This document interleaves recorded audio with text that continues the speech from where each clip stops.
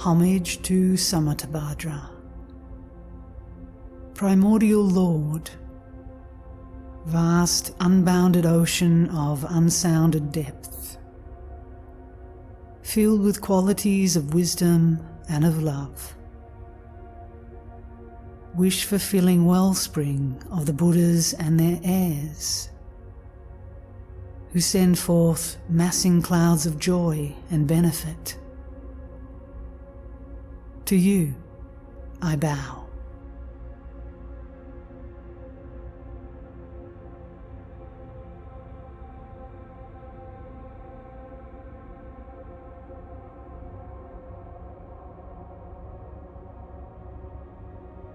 The spotless Dharmakaya, luminous and clear, is the Buddha nature of all beings. Yet, through their ignorance and clinging, they wander in the cycle of existence. In the wilderness of karma and defilement, they stray in weariness. Today, I will bring rest to their exhausted minds.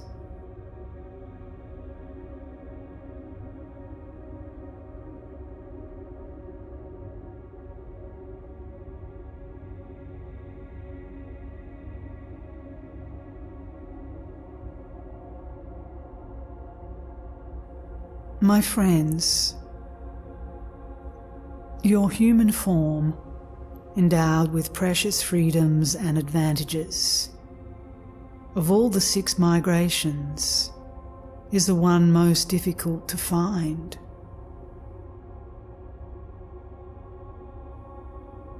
Like blind men who have chanced upon a treasure of great price, with joy achieve your benefit and happiness.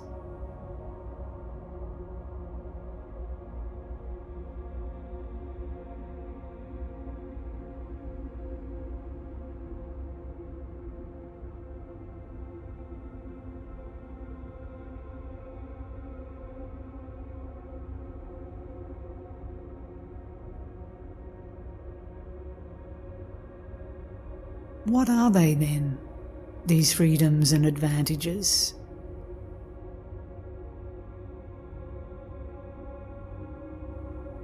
You have not taken birth in hell, or else as hungry ghosts, as beasts, or as long-living gods, or else among the wild men of the borderlands. You do not have perverted views, have not been born with handicaps, or in an age in which a Buddha has not come.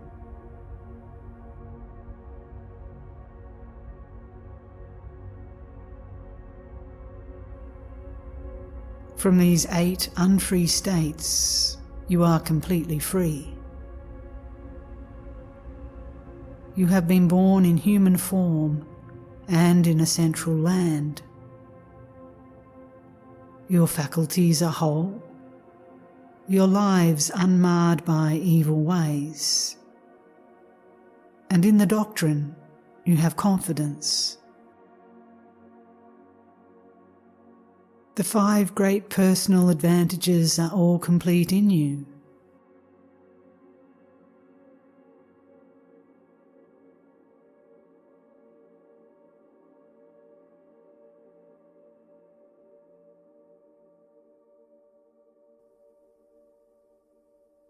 A Buddha has appeared and set his teaching forth. The doctrine still remains, and beings enter it, while others, through compassion, set it forth for them.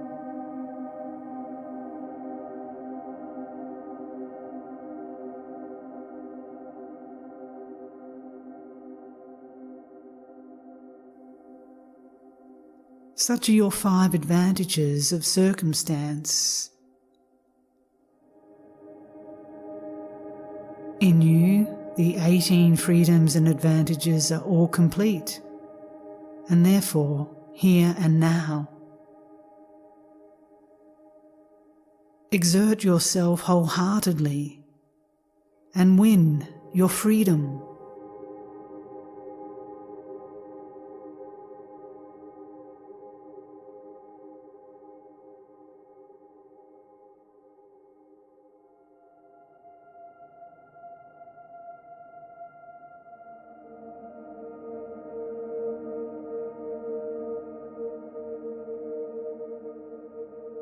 If in this life you fail to practice what is to your benefit, in lives to come you will not even hear of happy destinies. And long in lower realms you'll turn and turn again, not knowing what you should and should not do. Understand that you will stray upon false paths, drifting in samsara that in time had no beginning and will have no end.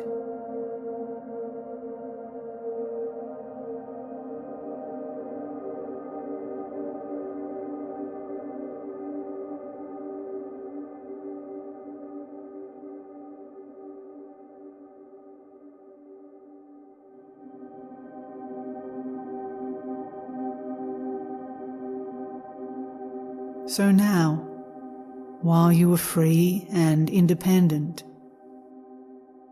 with propitious circumstances for the perfect path, rely upon the two accumulations, source of boundless excellence. Leave the city of existence far behind.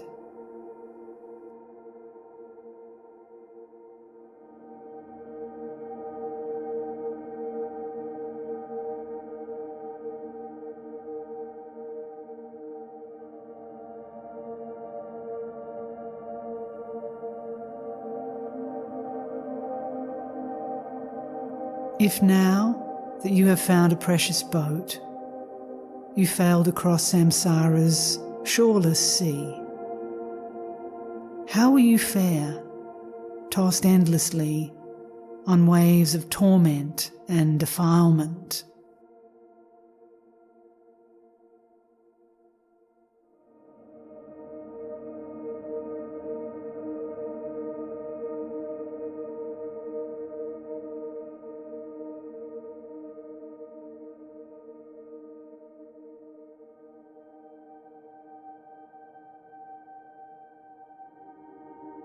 So swiftly don the armour of your perseverance to still the troubles of your mind and mental factors.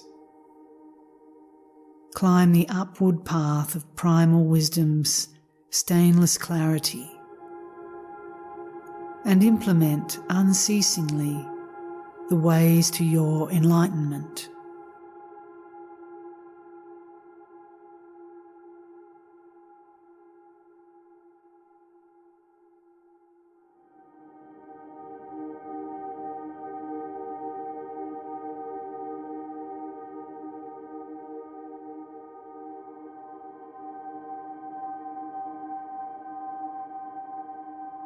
If, having found this pure and precious vessel, ground of all prosperity and joy, you fail to catch therein the cool rain of the Dharma's nectar, you will go to ruin in the torments of samsara, nothing more.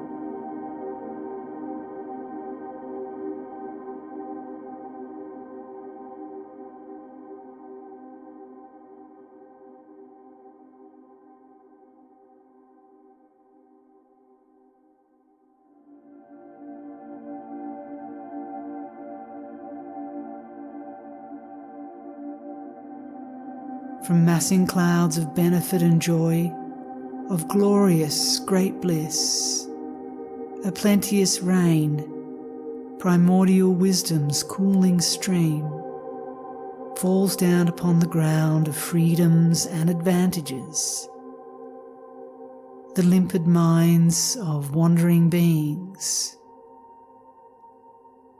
Practice Dharma, therefore, with a joyful heart.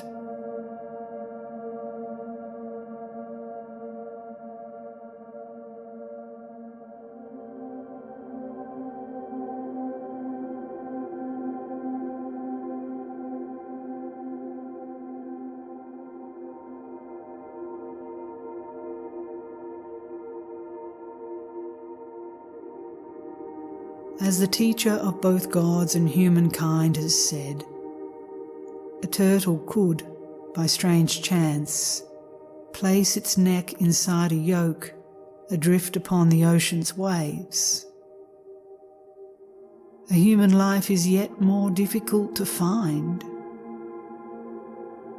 What need is there to speak of precious human life endowed with freedoms and advantages? I beseech you then, from this day forth, exert yourself.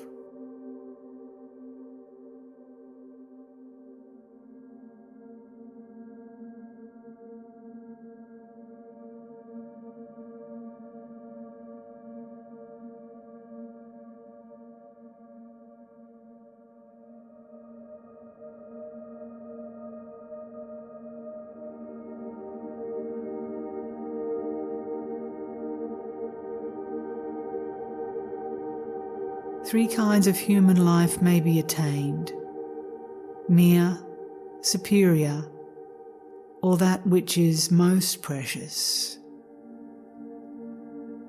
Those who have the first, not knowing right from wrong, do evil deeds.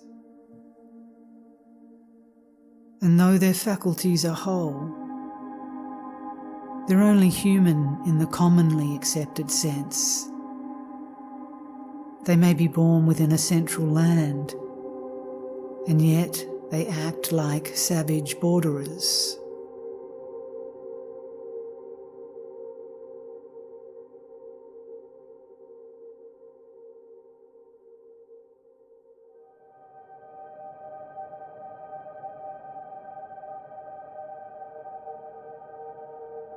Then there are those not entering the doctrine, whose actions are a mixture of both good and ill. Thinking of this life alone, they're utterly distracted by their busy occupations. Rough, untamed, they cast away all thought of lives to come.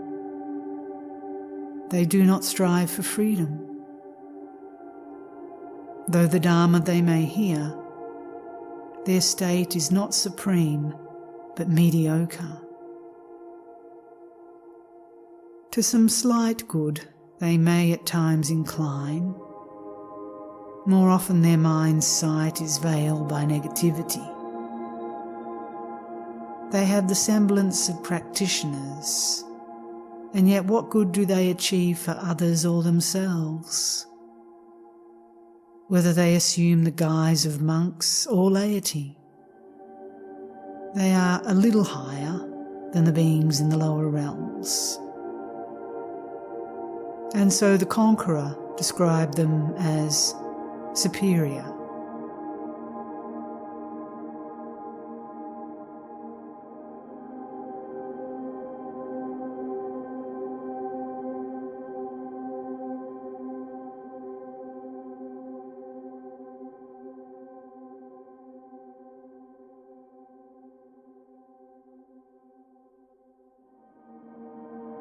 Beings who are utterly sublime are vessels for the stainless Dharma.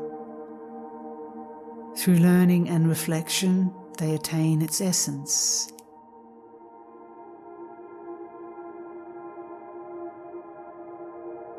They discipline themselves, and others they establish in the virtuous life. Their practice, like the king of mountains, is unshakable. They are the ensigns of the sage's victory. Householders, or better, those who have gone forth to homelessness. The teacher has declared them both to have a precious human form.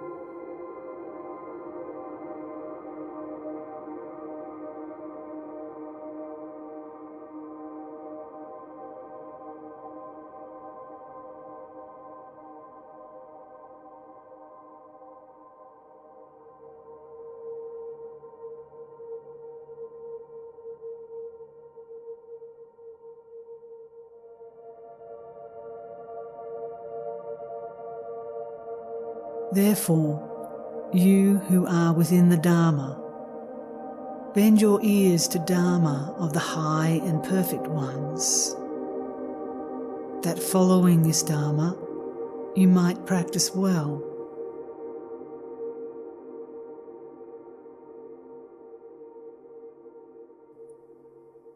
Cleave constantly to Dharma. All that is not Dharma, cast aside.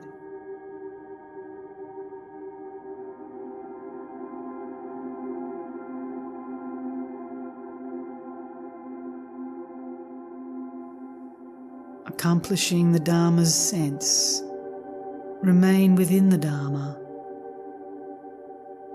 soon to cross the ocean of existence. May you swiftly reach the land of peace and pass beyond all sorrow.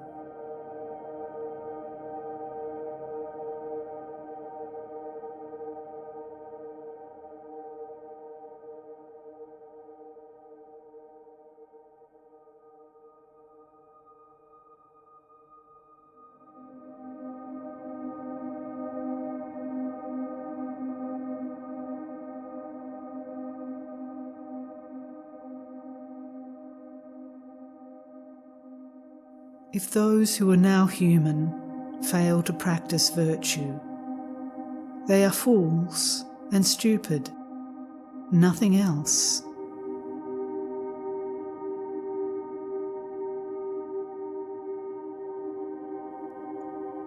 They are like those who come home empty-handed from an isle of jewels. They do but render meaningless their freedoms and advantages. Constantly make effort, therefore, in the Dharma that brings peace.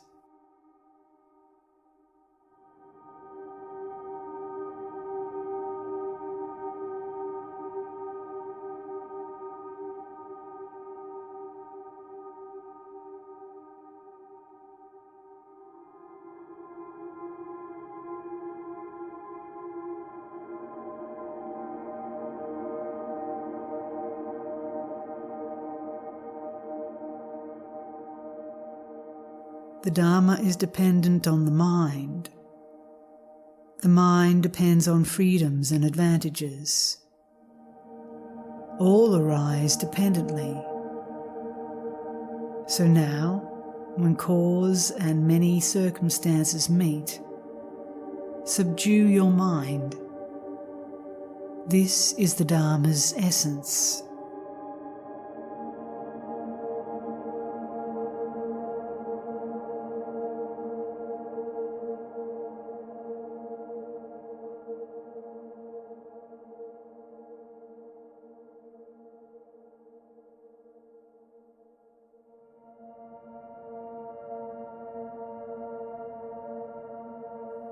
In all your endless stream of births that lay beneath the thread of death, pain and loss poured down on you like rain. This was the result of mental wandering, whereby advantages and freedoms were made meaningless. All qualities of high rebirth and final excellence derive from thinking on how hard it is to gain these freedoms and advantages. So strive in this reflection day and night. Do not relax, but take great joy in it.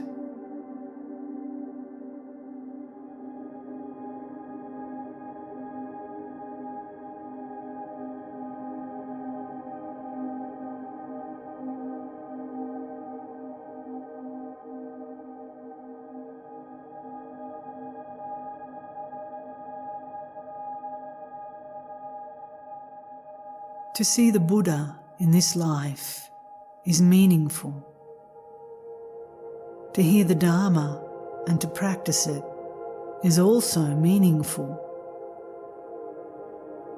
This meaningful existence and the fruitful one to follow arise from the attainment of a form endowed with freedoms and advantages. Reflect on this with great joy, constantly.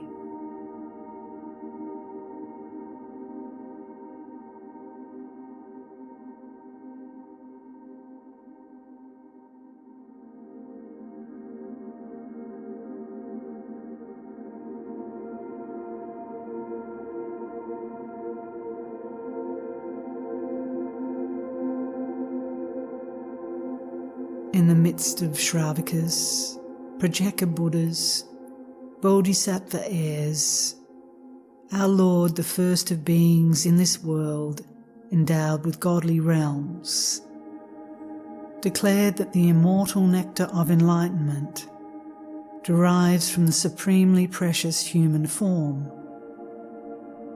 Extolling thus its freedoms and advantages, he praised this form more highly than the body of a god. Rejoice, therefore, in your humanity.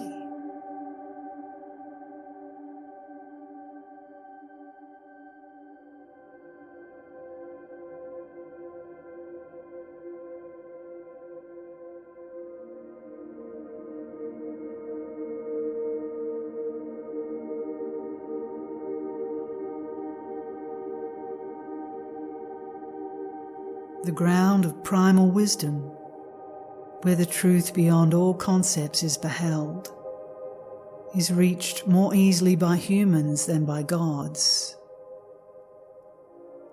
The essence also of the deep path of the Vajrayana is more easily attained by those who find a human form.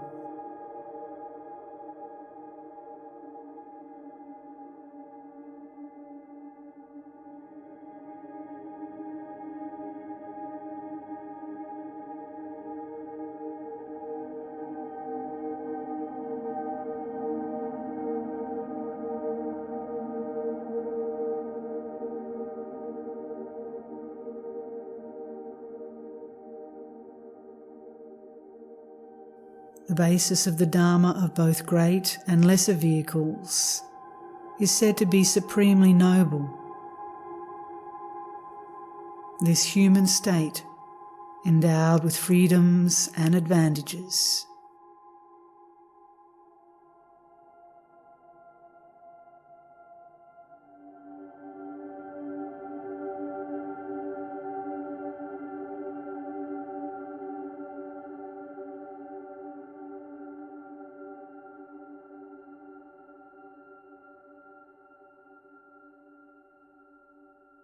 Just like a beggar who has chanced upon a treasure of great price, reflect with joy upon your freedoms and advantages.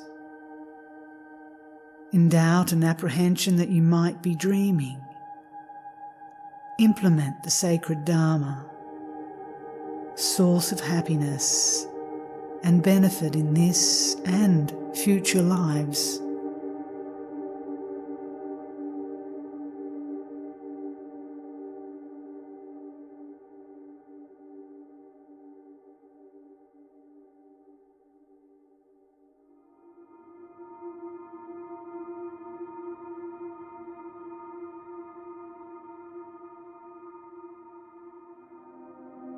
Through the nectar of this perfect and inspiring instruction, may the futile wanderings of all beings be completely stilled.